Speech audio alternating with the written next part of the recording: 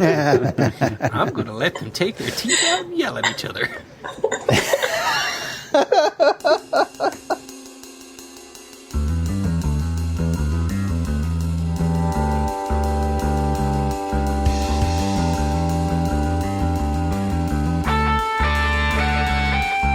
Welcome to the Archispeak podcast, the podcast for architects by architects, where we discuss all things about architecture. I'm Neil Pan. Each episode, Evan Troxel, Cormac Phelan, and me invite you in on the conversation as we talk about everything in the profession, both the good and the bad. Maybe you're considering a career in architecture, you're still in school, or you've been around the block more times than you'd like to admit. Join us in the studio as we gather around the water cooler and talk about this profession we call architecture. It's time for some Archispeak. I died in South Africa, all the outline, my body in Tiffany's blue. When I died, I drove riding and swam with the dolphins and Lisa Frank. And you. So welcome to episode 33 of the Archispeak podcast. I'm Neil Pan. I'm Evan Troxel. And I'm Cormac Phelan. And today, before we get to our guest, let's hit on the friends of the show for episode 33. Yeah, this week we had two new friends of the show. They donated together, a husband and wife team, and the donors are Steve Potaraki and Allison Ham. And they sent us a nice note and donated $23.14. We'd love to know the significance behind these numbers. So please tell us, Steve and Allison. That would be awesome. But thank you for your support of the show. And if anybody else would like to get their names read on the show and help support and pay for all of the stuff that goes into making this show possible, we would really appreciate that. And you can do that at archispeakpodcast.com/donate. And we'd love to get some new friends of the show or some repeat friends of the show. So that's it for this week. And we have one of those friends with us tonight. Well, Evan, why don't you go ahead and introduce our guests? So Marica McKeel. Hello. Hi. Marica is an architect in New York, and you run. Why don't you tell us about yourself and your studio, and just a quick intro for people. All right. I run Studio mainly a residential firm in New York City, and we do projects all over. It's fun to get projects that are outside of New York City because then you're building houses rather than just apartments. And I've been in business since 2010, so just sort of starting out. And you have an awesome blog. Thank you very much. I worked very hard on that. Yeah, you've really stepped it up this year. Yeah, and actually I've got to say, well, there's a lot of work that goes into it, and I think that's probably my primary job, which is unfortunate for now, but I can see a ton of response, and it's not just architects, which I love when architects like my blog, because that means I'm doing a lot right. But it's also really nice. I've had some calls from it that, just kind of random people and actually emails of people that really like it also. So it's working. That's awesome to hear. And so tell everybody what your website is. It's maricamckeel.com, and I can spell that. I know it's difficult. Yeah. Maricamckeel.com. And we'll have a link to that in our show notes. And everybody should subscribe to the show notes so that you get these links emailed to you every week so that you don't even have to think about it. And there will be a link back to the podcast where you can also add your thoughts to the comments. And you can do that on just about any page at archispeakpodcast.com. And then, Marica, how can people find you on Twitter? And then we don't have to do any of this at the end. Oh, great. It's at ArchitectMM. Basically, you can find me everywhere at ArchitectMM. Cool. And that's just one word, right? Yep. Awesome. Well, we've all been friends on Twitter for a few years now, and that's where we met you originally, right? And we've done a couple of Google Hangouts and No-Veg stuff, who are also friends of the show. So it's become quite a pretty interesting and fun community that we have online. And so I think any of our listeners who want to join in, we're a very easygoing crowd on Twitter and very helpful, very friendly, and lots of people talk business ideas and how to do things and, share experiences online. And I think that's kind of what we all have been doing and participating in for the past 2 or 3 years. It's been pretty fun. So I think this week what we wanted to talk about was the concept or the idea of inspiration when it comes to what we do or why we do what we do. And I thought this was an interesting topic because it's something that we in the creative field of architecture deal with on a daily basis. And Evan, I want to start off by a note you had made, and this is a quote from Chuck Close. He's an artist. And he is an artist. Yeah, we'll have a link to him in the show notes. But he's got this great quote, and I thought it'd be great to start off with which is, "Inspiration is for amateurs. The rest of us just show up and get to work." Yeah, I love that quote. Well, because that's a great quote. And that's kind of what started this. Just me adding this into the list of topics that we might consider doing one day. That quote just really struck me because I think a lot of times people who do design have the excuse of not feeling inspired.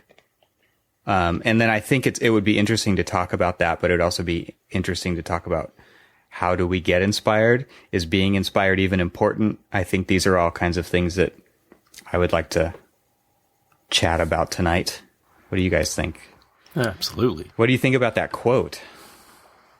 I mean, does that resonate, or is that something that rubs you the wrong way? Well, for me,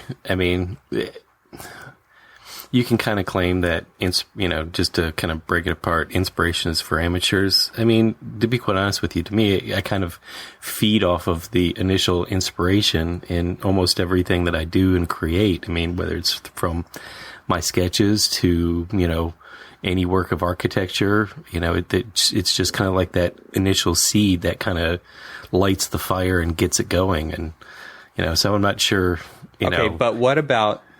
And maybe Marica could chime in here. Sorry, I always do that in my head because that's how I learned to say your name on Twitter. I know. Before I knew it was wrong. Okay. Yeah, it's okay. And I actually was gonna be a friend of the show. And I know Marica. Well, I was gonna be a friend of the show long ago and tell you if you pronounced it right, I'd give you more money, but then I didn't do that. So now Nice. You have to write her a check because you just ruined it. Yes, I knew that was going to happen. So sorry, Marica. I hear what you're saying, Cormac, but I think that my quick take on that before I turn it over here is, what about when you have to be creative on the spot? Okay, so like you're talking about that spark, and I do think it's easy to start creating something if you have a spark and you're like, just you want to kind of run with that. But what about those times? Okay, we've all heard of writer's block, right? So it's the same kind of a thing. What about when you have to be creative and there's no fuel for that fire? So, Well, how do you approach that? But I mean, normally, if you're, like put on the spot and you're like, all right, you need to come up and do something. And, you usually sit there and you kind of talk it out and kind of, pull, whether we want to call it inspiration or ideas or whatever from, the people who are either asking you to kind of like, be Johnny on the spot with some kind of like wonderful image or idea for a building or a house or whatever. And, you kind of are always trying to pull from it. It may not be something that's, immediate, but when you have that conversation pulls more out, it kind of, to me, it kind of helps create, the spark. So the spark's never really not there. It's just, you got to kind of work at it a little bit. So I guess, to finish out Chuck's quote there, you just show up and get to work. And well, guess what? Sometimes the spark takes a little more work than, just that initial aha moment. But yeah, so, I mean, I don't think that his, that quote really rubs me the wrong way. It just, you can break it down in two different directions. And I think I just did. I think what that quote says to me, and I'm going to throw out another one, Evan, that you added by Pablo Picasso, which is inspiration exists, but it has to find you working. Yeah.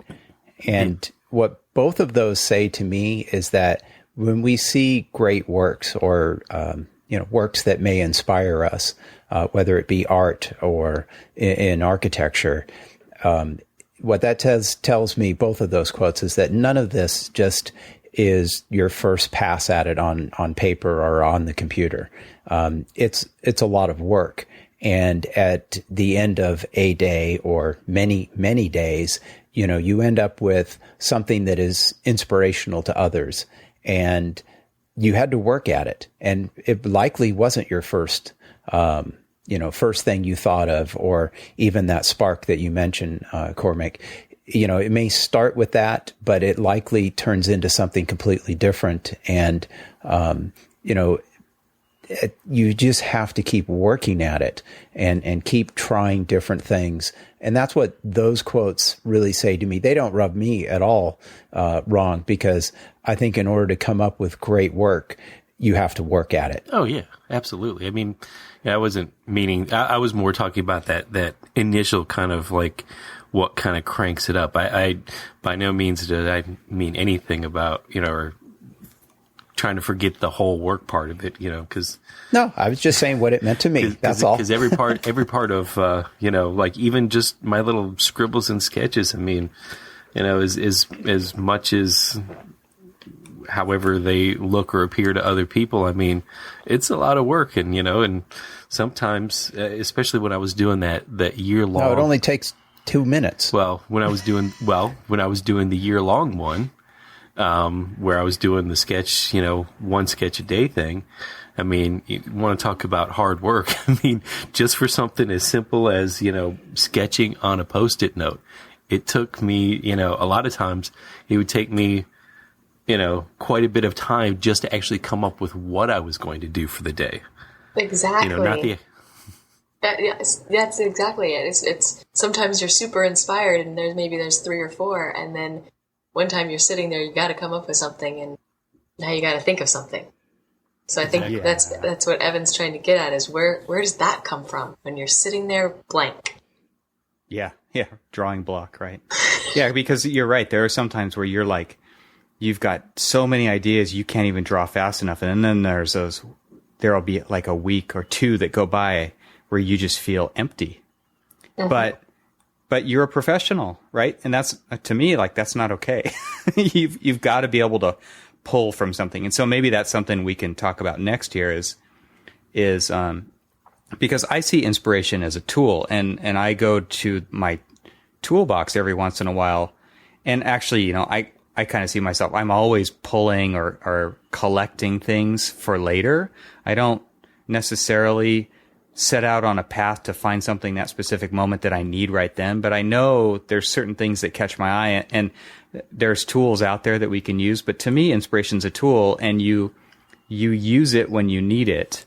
But it's not something you need all the time either. Well, Marica, where do you go to find your inspiration? I was just thinking about that. I think, just like you said, Evan, there's so much more today than, like when I was in school, there was no Pinterest. The first thing I'd say is Pinterest, and I hate to have, that's such an easy answer, but like you said, collecting, and now there's kind of a way of keeping, whether it's Pinterest or Flipit.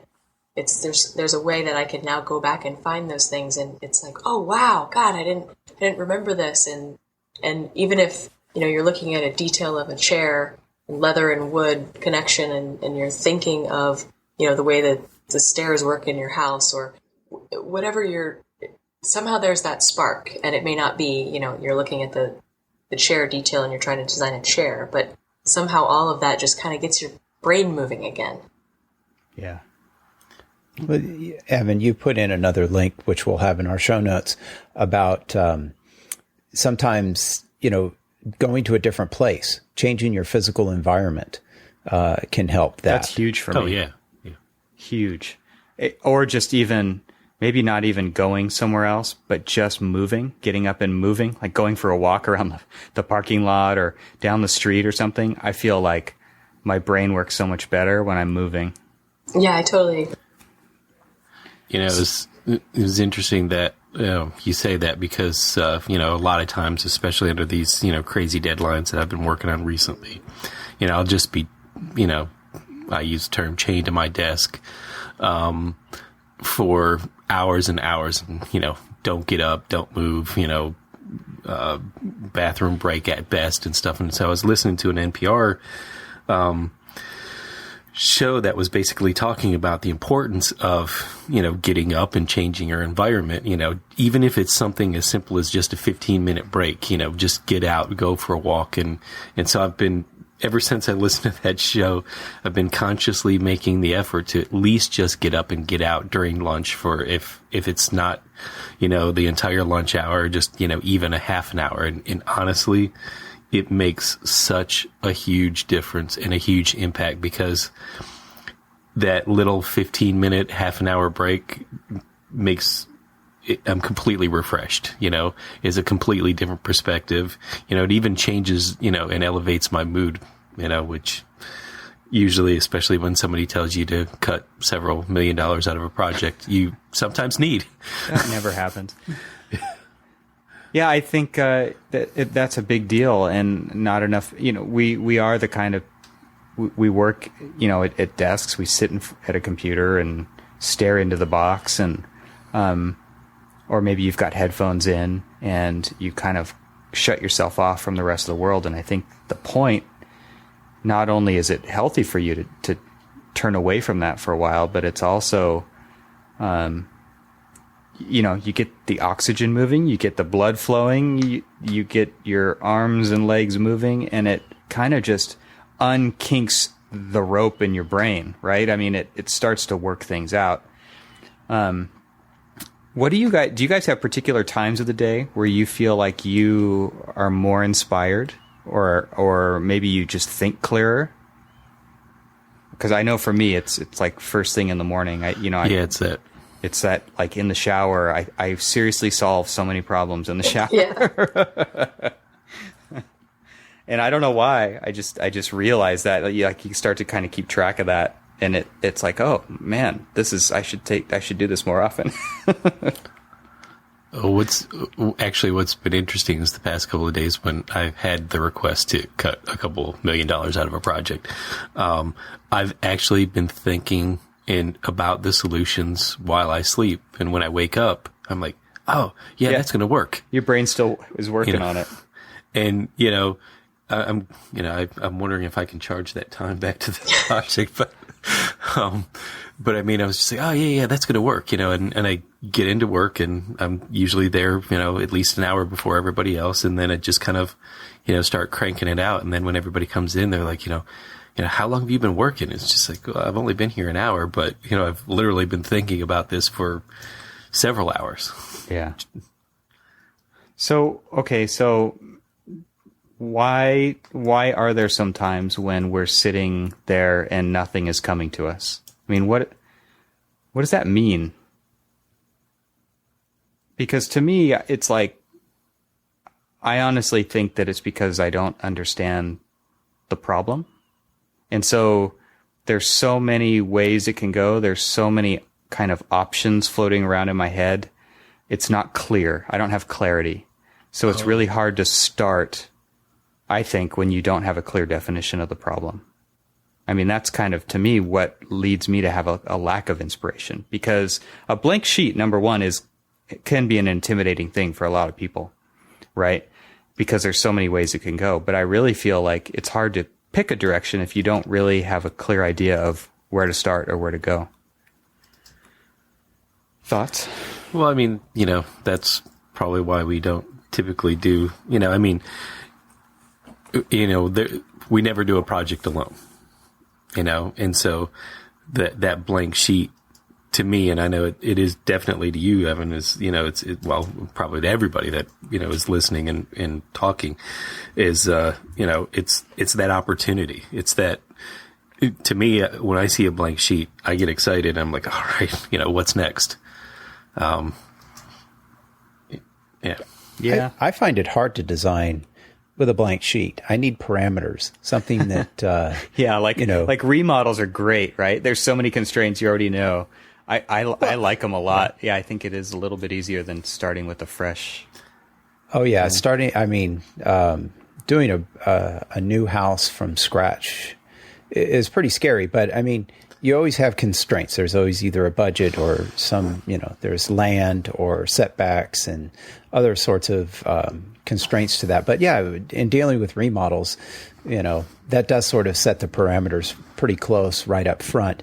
But it makes it pretty interesting to dive in and figure out how to solve that problem.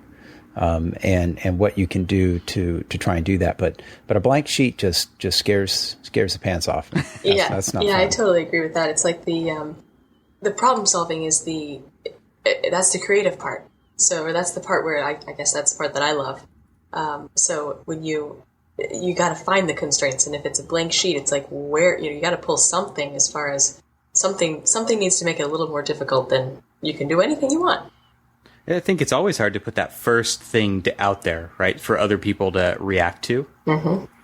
That's always tough for a lot of people because, most likely, I mean, the funny thing is we all know the project will never be that, right? But we're always afraid to put it out there anyway, even though we know that's not what it's going to be, but it gets people talking.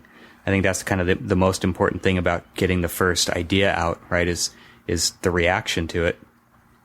But you're right that those problems that show up and the constraints that come later all really help you. So you don't need inspiration at that point, right? Because you've probably come up with a language and those constraints make it easier to answer questions, right? I feel like the more constraints, well, I have to do it this way because this is the only way that I can think of to do it. But I have to get around this problem so that I can get to the next one. But then I find sometimes you get really sort of bogged down with that also, because you've got to do it. You know this. This was just happening to me today.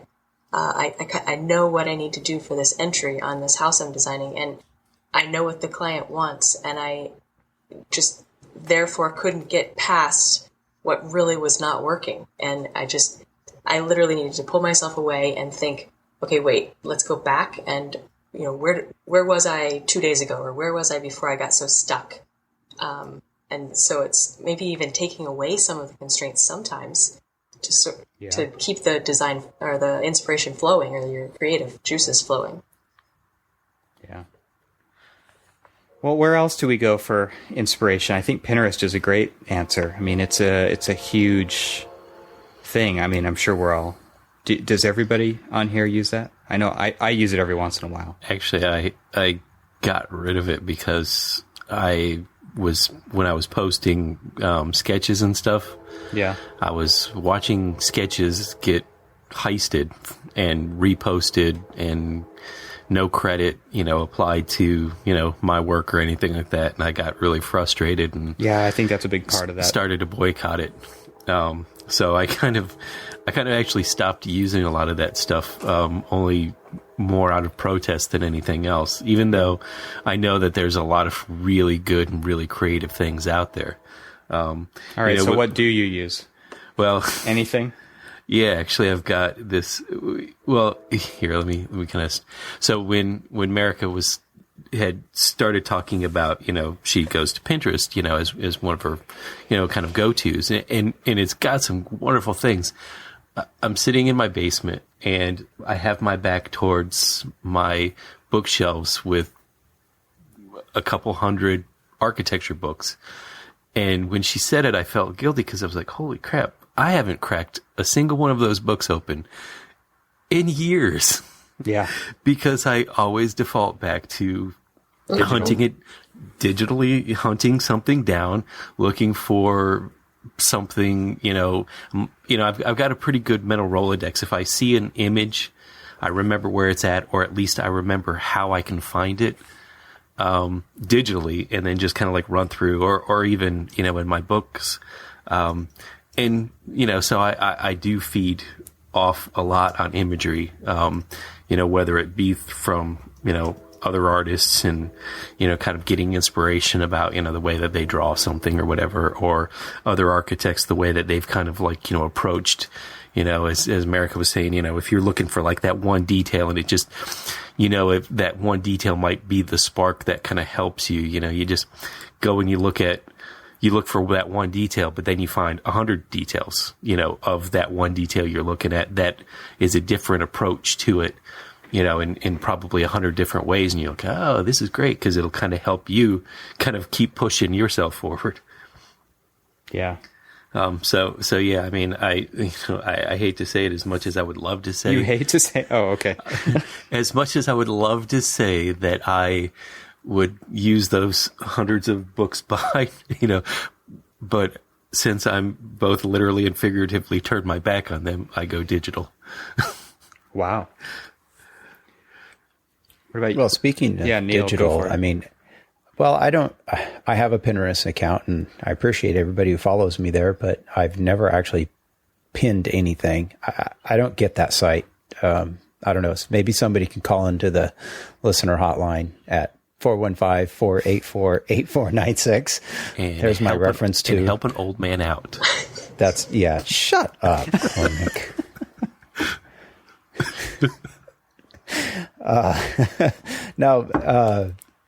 Anyway, so yeah, now you threw me all off there, man. I was on a roll. So Pinterest, I've never used that site. But sometimes, when I'm looking for, and I'll use this with my clients, and I believe, we've talked a little bit about this on previous episodes, but, I'll use that site houzz.com.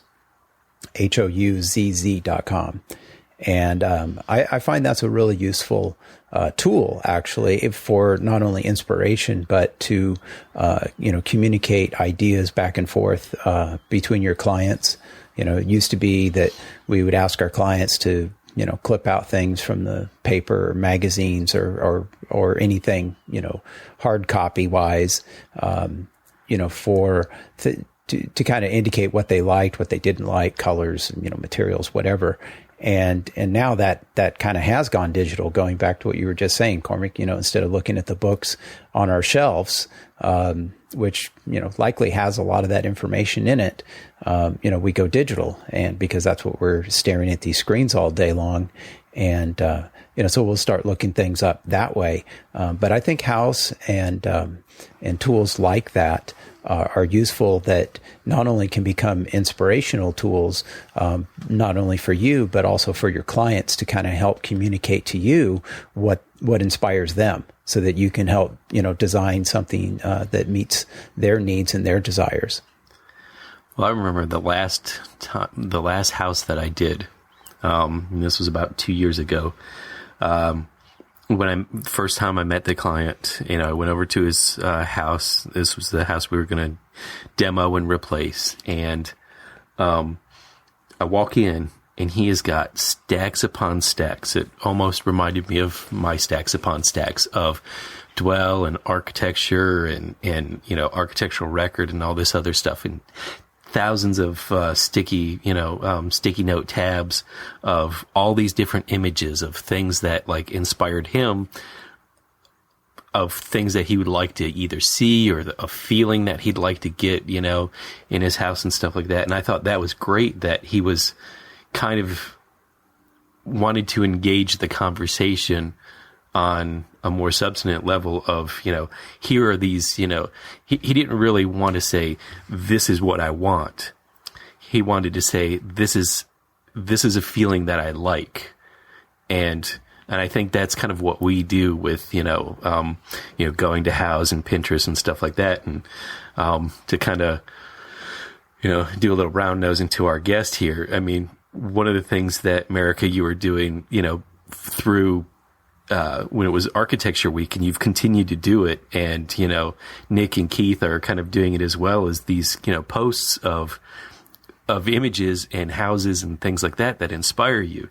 And I thought that was when Evan posted that we were going to talk about inspiration, I thought that would be a great topic with you, which it has been, because you're always posting about just like a stair, or, and it might be a detail of a stair, or the way that the shadows have created, just kind of like this playful light on the wall, you know, and all this other stuff. And it's just, I thought it was really cool that you were doing that, and, you know, that it started to like encourage other people to start doing it as well. Yeah, that is pretty fun. It's fun that everybody's gotten involved. But I have to say, I got a great response from clients or from potential clients when I started posting. People just saying how much they loved everything on my site, and they could see my style, and that was really them. That's what they really liked, and so it was just really making a huge difference in people, I guess, wanting to talk to me because they really could understand my style.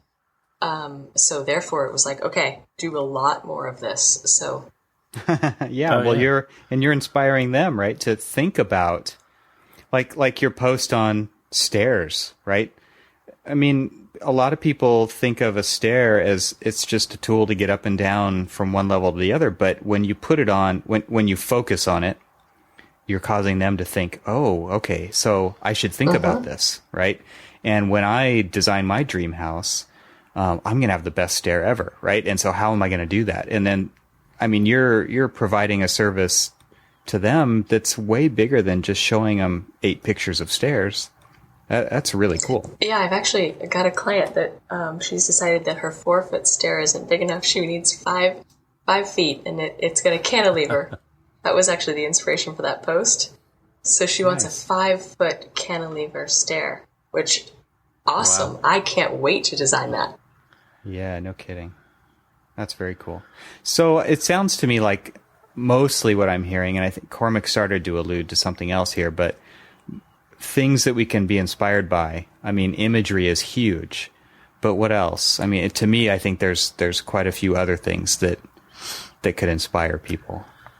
Well, I mean, one of the things that, you know, and I guess it's still, honestly, it's probably back to the imagery thing, you know, because when we're working on projects, whether it be an addition or a new school or something like that, you know, Evan, you and I do a lot of schools and stuff. I mean, what is the thing that kind of inspires us about that work is the interaction of, you know, the kids when they're walking around the school. How do they interact with the school and stuff like that? And then, you know, I kind of feed off of ideas of like, well, you know, here are patterns that I've seen, you know, that the kids do on a day-to-day basis, you know, just on kind of like their standard 1960s school that they've been going to and stuff.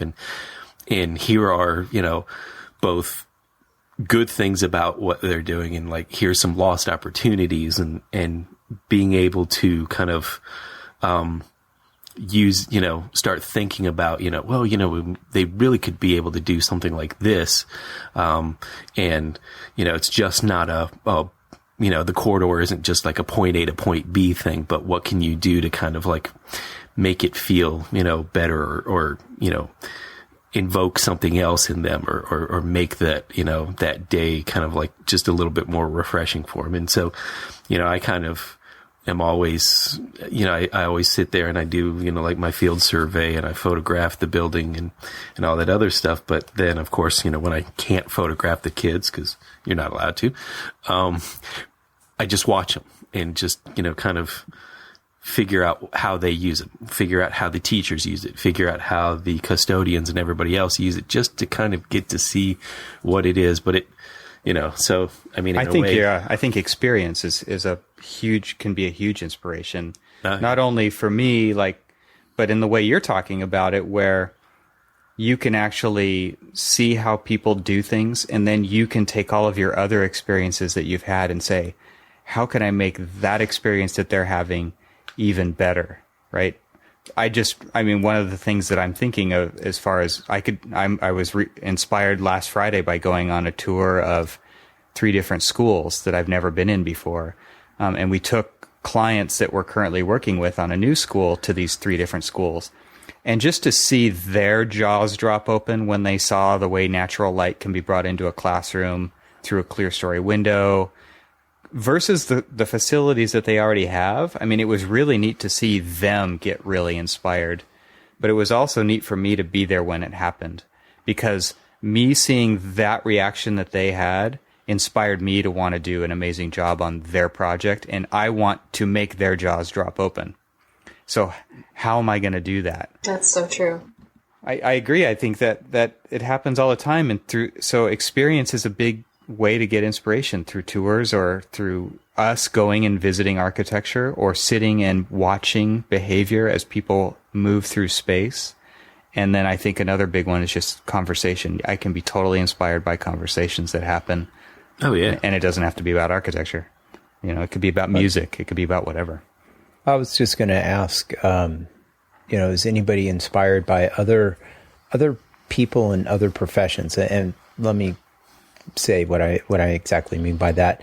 In watching something like the Oscars, seeing the actors and the directors and the writers do such inspirational work on different films that, you see just a snippet of the number of films, obviously, that are produced each year, but, you're seeing some of the best work by other artists. And, in watching something like that, sometimes, can make me feel very inspired, or, seeing the, can make me feel very inadequate.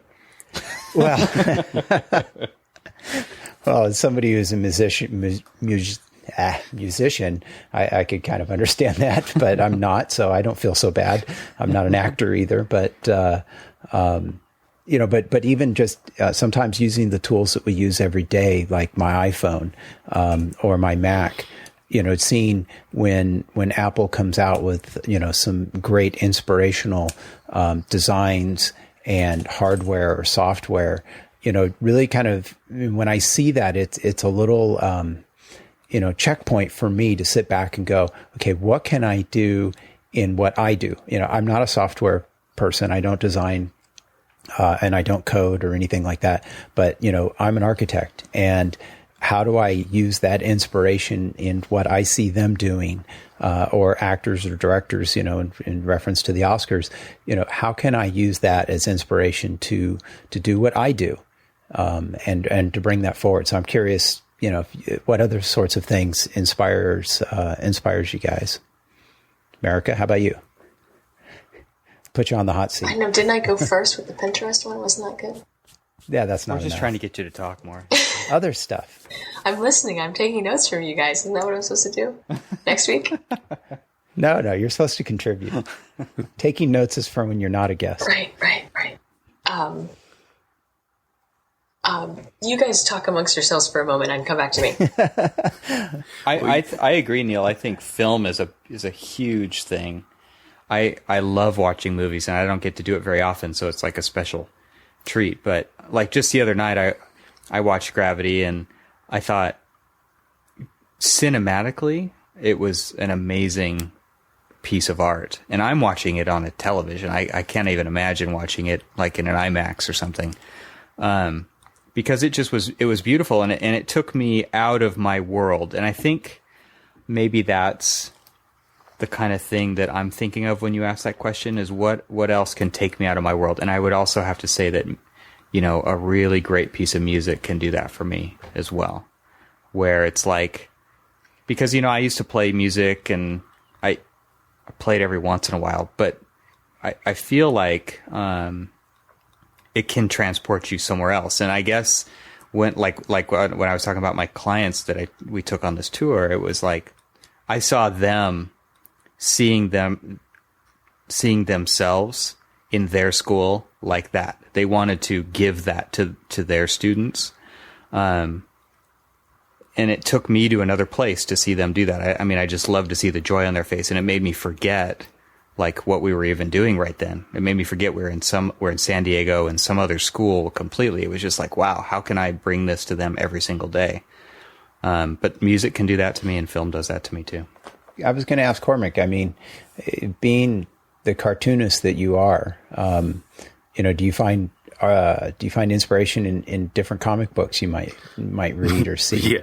Yeah, absolutely. Actually I find myself, every Wednesday is New Comic Wednesday, and always heading to the comic book shop with my boys, and we walk around, and I look to see what's interesting to them, but then hate to say it, but I'm a window shopper. I look at all the different covers, and just, whichever cover like really strikes me, of like, oh, that's really amazing, or look at the detail, or the way that people just sketch and draw. I don't know, I have a weird sensibility when it comes to like comic book artists and stuff like that I actually like the looser, more kind of free-flowing sketching styles rather than like the uber polished. And to see some of like the more indie comics and stuff like that, really kind of get it, get my inspiration going, because sure enough, almost if I don't have the opportunity to sketch every day like I was doing during the kind of post-it note a day thing, every Wednesday I can almost guarantee you that I'll be sketching, because here I was at the comic book shop looking at all this wonderful work, and just kind of felt really inspired to pick up a pen or pick up a red pencil and sketch away. So yeah, I'm always doing that. And DeviantArt, the website DeviantArt is fantastic, because it's both professional and amateur artists, just throwing their stuff out there, and having the guts to really kind of just show their stuff. When for the really honestly, before I started doing the little post-it notes, you would have been hard pressed for me to ever show anybody any of my work.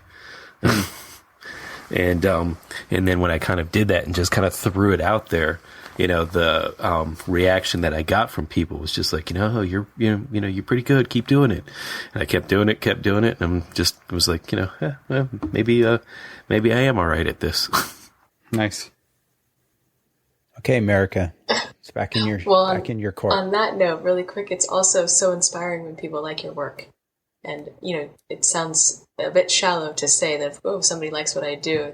But that means so much when people appreciate what you do. And that's not only your client. And of course, they love, like Evan was saying, they could see themselves in that space, and you want to design that for them. That, of course, is inspiring. But definitely when people appreciate it or just, encourage you, you feel like it's like my blog.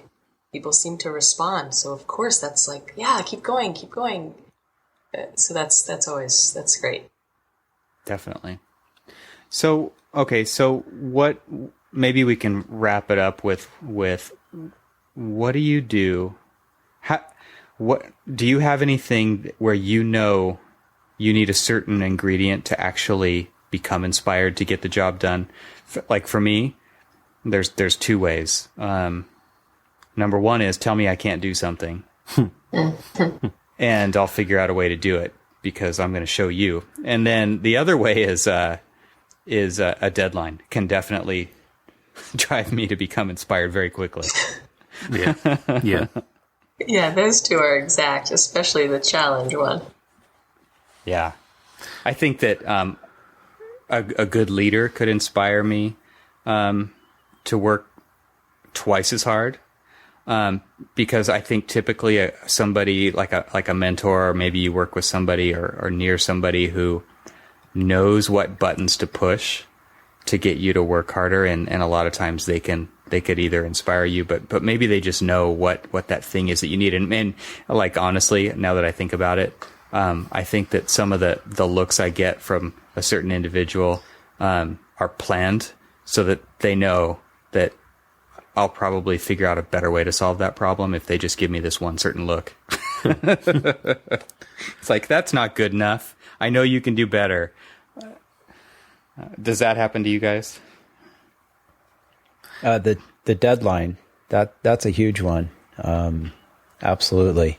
And also too, the challenge part, if somebody says I can't do something, that there's definitely some motivation factor there. Yeah. That gets me going.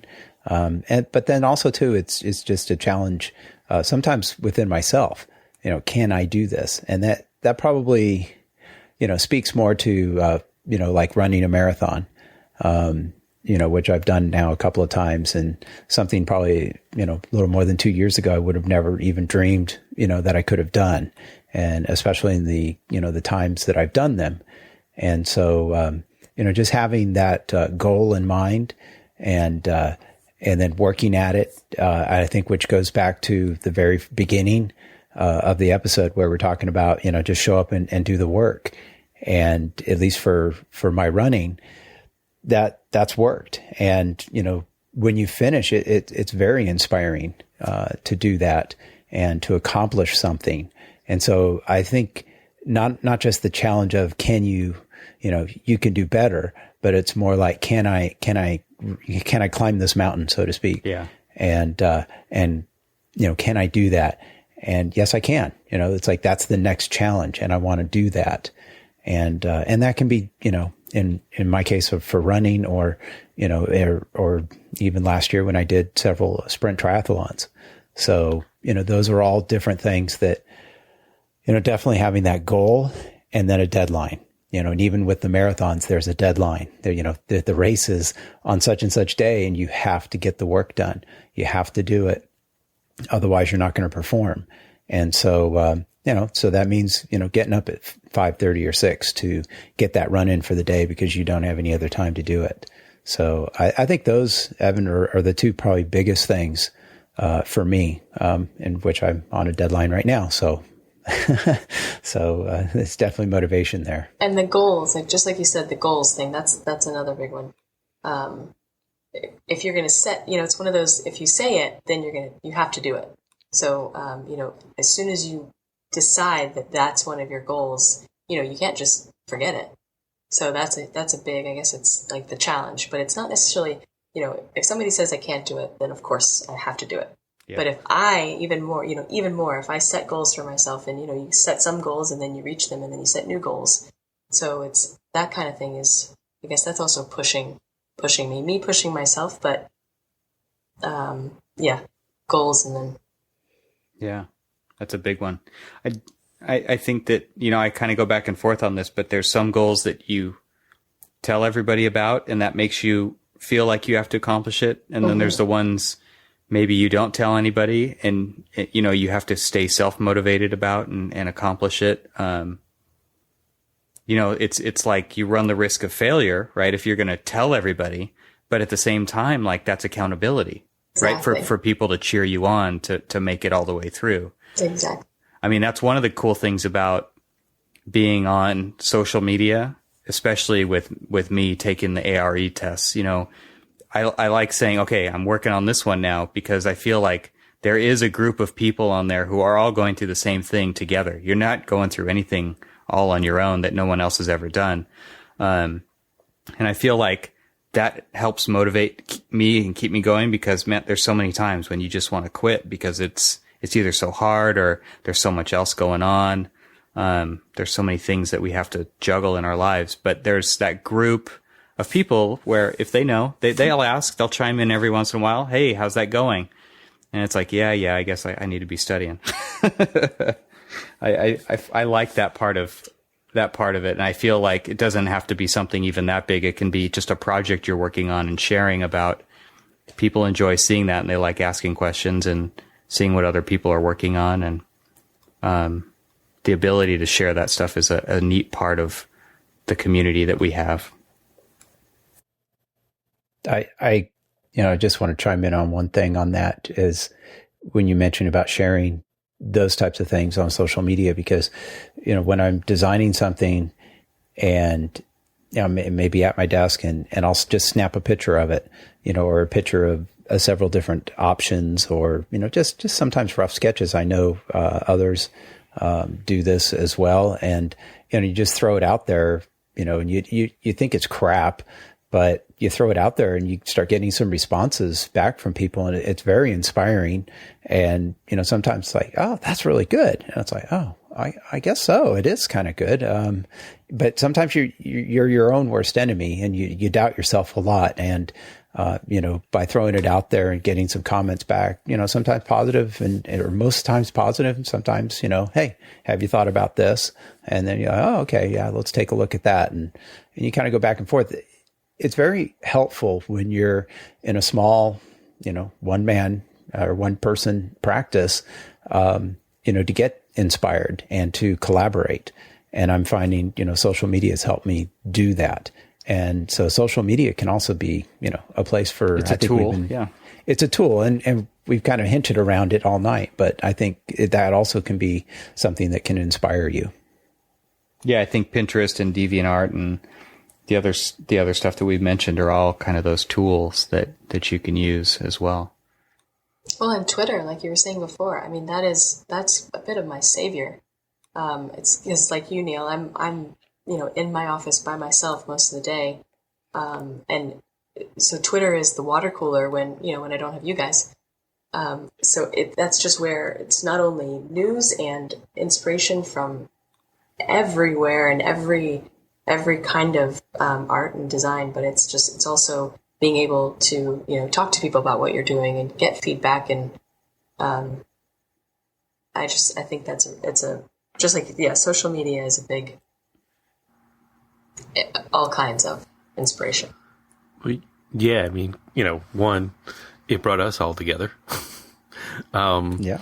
I mean, I didn't know any of you guys from Adam, years ago, and now, here we are doing a podcast. Was that the other host? So what? Adam? Yeah, Adam, right? Got it. Adam, Evan, whoever. We're slower over here on this side. Yeah. But remember that. But I mean, and to just echo what all three of you have said is that, I mean, this social media is like, expanded my professional knowledge, and my professional reach, because I can sit and talk with other architects who are going through, Evan, you said it best, who are going through the exact same things that we're going through on a day-to-day basis, sitting, Marica, sitting in your office by yourself, you think you're all alone, and then you hop on the Twitter machine and start talking to people, and, and then it's lunchtime. And then it's, yeah. And I've wasted half the day. Yeah. But I mean, these are things that kind of, help in a way, just kind of validate the, just the stuff that you're doing, and, not really validate, but I mean, just, kind of like reassure you that you're not alone, that, right. the fun adventure that you're on is, everybody else is doing it too. Yeah. Yeah, it really is a community. It is the cliched global design community, but everyone's out there. But everybody's out there, and what's interesting is, when we get comments on the webpage, or, when we get emails from people who are saying, like, hey, we're from New Zealand or from, somewhere in Eastern Europe, and we thought we were doing, we thought we were the only ones who went through the stuff that you guys are talking about, and then it just kind of validates that, well, everybody goes through the same thing, no matter where you are or what language you speak. You're just, architecture and design is pretty universal, as we already know. And it's just kind of interesting to, have that conversation with people. Yeah. No, well, getting those comments is very inspirational for us to keep coming back every 2 weeks to deliver a show. Yeah, I was thinking about that earlier too. It definitely is one of those things that keeps us coming back to it, because I think if you put work out there, like this podcast, you put it out there and it just kind of seems to be falling on deaf ears. It's like, okay, so would no one miss us if we were gone? Which is entirely possible. But we have gotten some really good comments that have made us think, okay, the next time we talk about that, we should look at it from a completely different angle, which is great, because it allows us to continue that conversation. No, and so therefore, I think we should wrap it up. So please give us those comments. Sorry.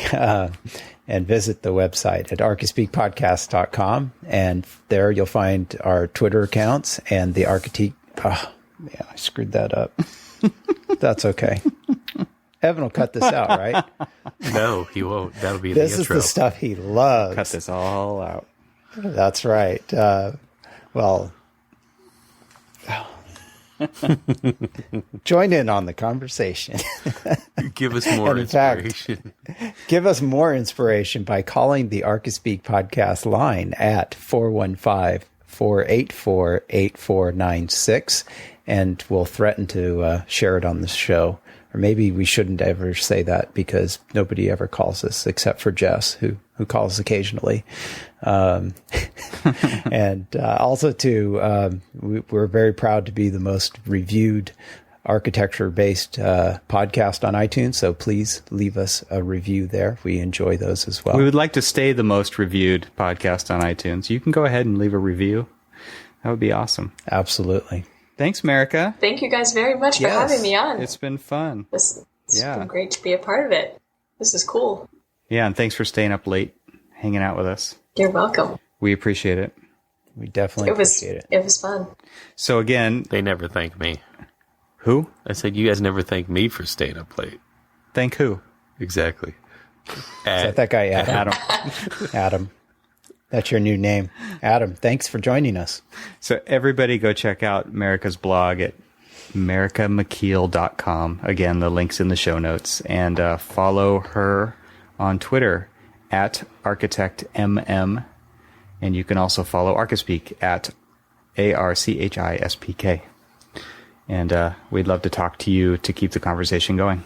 Great. Thanks for listening, everybody. And stay subscribed. Good night, Good night. Good night. Adam. Good night.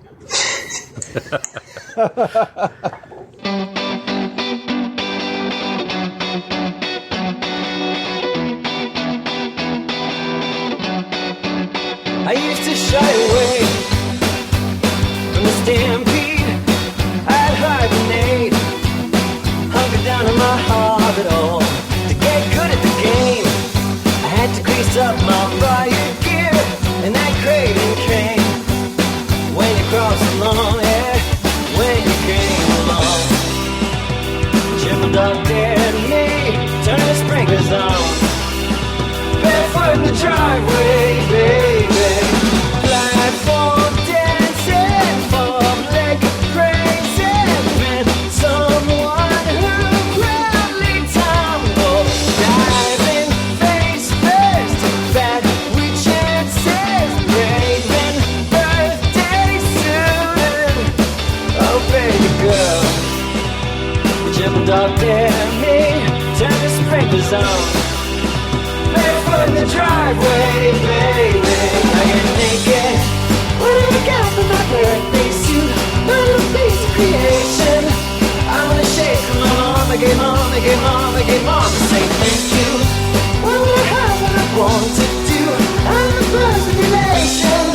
I'm gonna shake. I got love for you, love for you, love for you, love for you. I got love for you. I got love for you. Love for you.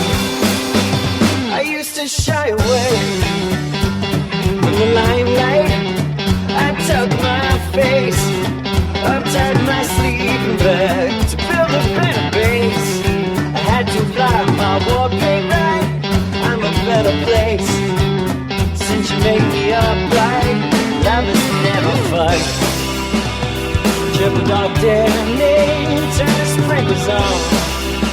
Barefoot in the driveway, baby.